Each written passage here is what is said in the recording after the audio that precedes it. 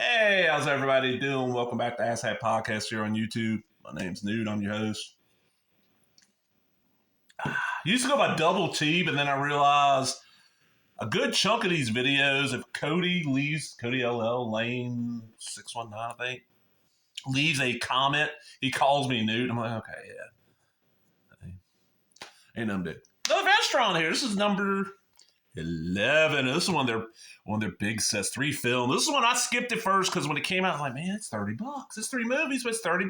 And I don't know. I thought I'd seen the first 2. It's the Warlock collection, collector's edition. No digital here, but 3 movies.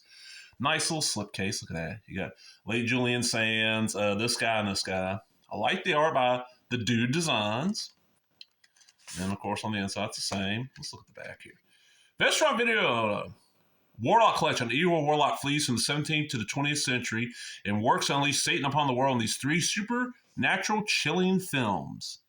Now, okay, the first Warlock, I sat down and watched these. The first Warlock is the only one of these I'd ever seen. I thought I'd seen every one of these. Back in the day, a lot of these films are put out by Lionsgate and that would pop up like play theaters.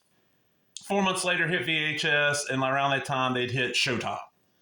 And I would scan because we had Showtime on our cable. Our cable was weird. We didn't have HBO. We didn't have Cinemax. They had Showtime Movie Channel and Disney was your premium channels. And you got like 25 other channels with cable. $10 for each the premium channels. So I paid for Showtime and Movie Channel and watched every horror movie. So let's see. Boston, 1691. After the Warlock Julian Sands escapes witch hunter Giles Renfern, Richard E. Grant. He is hurled 300 years into the future where he wreaks havoc in modern day LA. And this also has Lori Singer. I'm trying to think what she's best known for. VR5, maybe? Audio commentary director Steve Miner. Isolated score selections, audio interview with author Jeff Bond. Interviews with Satan's Son. An interview called Satan's Son with Julian Sands. Devil's Work with director Steve Miner. Effects of Evil, makeup effects creator Carl Fullerton and Neil Martz. Behind the scenes footage. Vintage interview segments with casting crew. Vintage feature of Carl Fullerton and Neil Martz. Vintage featurette with visual effects supervisor Patrick Reed Johnson and Robert Hasbros. Hey, does he have bros? I don't know. He has bros. Animation supervisor Mauro Marissa and matte artist Robert Schifo. Theatrical trailer, video trailer, TV spot, still gallery.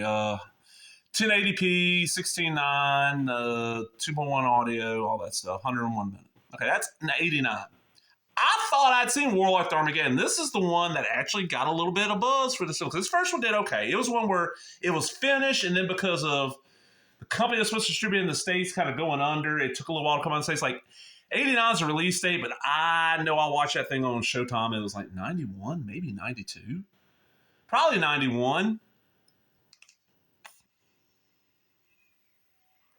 Which for a low-budget film like this, they usually stream it a lot quicker than that.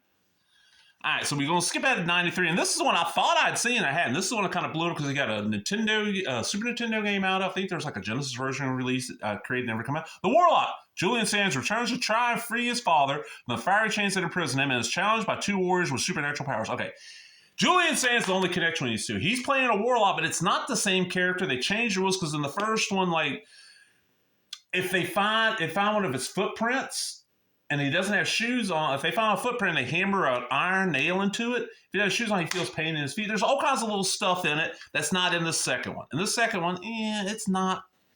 It's okay. Audio commentator Anthony Hickok, vintage making a featurette, behind-the-scenes footage, extended vintage interview segments after Julian Sands, director Anthony Hickok, and actress Paula Marshall. I forget Paula Marshall's in this. Early seasons of what is she known for? To me, she's known for Hellraiser 3.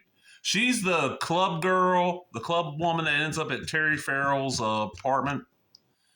Theatrical on that, 93. Now, I had completely forgot this third one kind of existed, and it's not a different actor playing the Warlock, everything else.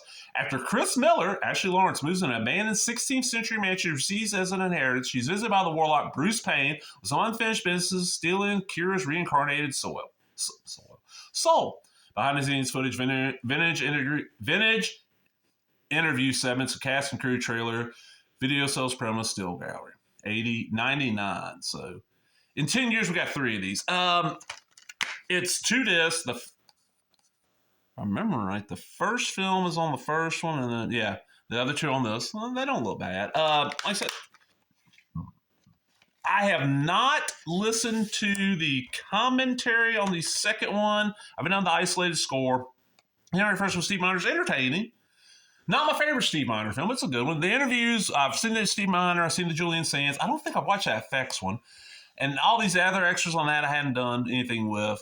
This I have watched behind the scenes footage. It's not bad. This I hadn't watched anything else. Weird how I ended up even thinking about this. I remember when it came out, I didn't want to pay what it wanted. Well, this was back around St. Patrick's Day. Matter of fact, it was the weekend of St. Patrick's Day. Got a buddy of mine. If you go to my other channel, DIY Mississippi Film Works, you'll see I have a lot of matches from this one local wrestler who's known as Nightmare Jeremiah, or the Nightmare known as Jeremiah. It used to be Nightmare known as Jeremiah. Now it's just Nightmare Jeremiah. I travel with him to shows. He's a huge horror guy. You watch his matches, see how he dresses. You can figure dude's into horror and metal. You can tell by looking at him. Well, he had a match on Saturday, but Sunday we're talking Sunday night, and he goes, man, he goes, Sci-Fi Channel was showing all the Leprechauns. He goes, but I'm thinking that none of them are really sequels. And he's explaining to me how, the very first one and the newest one the newest one's a direct sequel to the first one. The rest of them aren't really connected besides Warwick Davis playing him in almost every one of them except for the last two. And that goes, I was like, hey, that the Leprechaun has a name? He's like, yeah, I've heard that, but I don't know where it comes from. I was like, it's Lubdan. And it's from a comic. So I went looking to find exactly where it was. It's a Blue Water comic. And then they mentioned that Blue Water did a Warlock comic. And we're working on a Warlock versus Leprechaun comic that never came out. I'm like, man, I want to see Warlock 1 again. So I did what I always do. Go to Amazon, punch in Warlock Blu-ray, and this popped up. And I'm like, oh. It's got more extras than the DVD. And it's about $3 more. Fuck it. And, 2 days later, it came in. I love it. I think it's a fun little set. It's another Vestron for the collection. I don't know. I think there's like 30 or 32 Vestrons down. I probably got like 15. There's some of them I don't want. There's like some of them I'm not paying what they want. Like, I'm not going to pay whatever that Maximum Overdrive is. I'll find the Steelbook. There's a couple of them. Like, I think Chopping Mall's up there. There's a few of them that are up there I don't want to pay. I think the most I paid for one so far that I didn't buy, like when it came out, is I bought Return of the Living Dead when it was out of print. And Return of the Living Dead 3, and I probably paid like $25 for that. But definitely, if you're a horror fan and you like good versus evil horror, I'm saying, like, God versus the devil horror, this is a fun little series. At least the first two. That third one, I don't know. I mean, it's cool you got Ashley Lawrence, who she does not seem to age, and she's one of the women, I guess, is going to be like Raquel Welch, where she's always just a very gorgeous woman. I'm out, everybody. Hope you enjoyed that. Remember, if you did, give me that thumbs up, leave a comment, subscribe, click the like button, share this shit. I'm almost up to, like, as of recording, I'm up to like almost up to 450 subscribers. So hey, yeah, that's cool as hell.